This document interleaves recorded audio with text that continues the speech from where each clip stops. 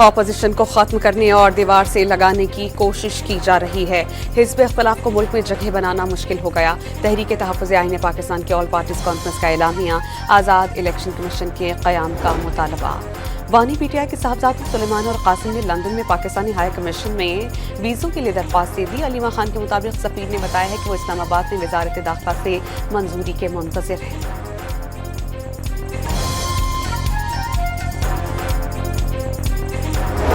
कराची में वकील ख्वाजा शमसुल इस्लाम को कत्ल करने वाले मुलजिम की शनाख्त कर ली गई।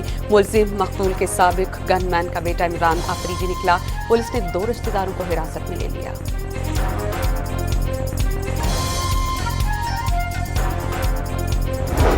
न्यू कराची सभा सिनेमा के करीब गोदाम में लगी आग बेकाबू हो गई। फायर ब्रिगेड की 14 गाड़ियां आग पर काबू पाने में मसरूफ।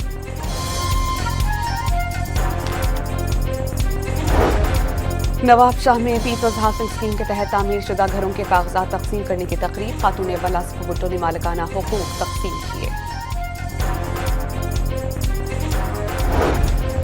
वज़ीर-ए-आज़म का गिलगित बल्तिस्तान आज़ाद कश्मीर में हालिया बारिशों और सैलाब के मुतासरीन के लिए इमदादी पैकेज देने का ऐलान। नुकसानात का तखमीना लगाने की हिदायत।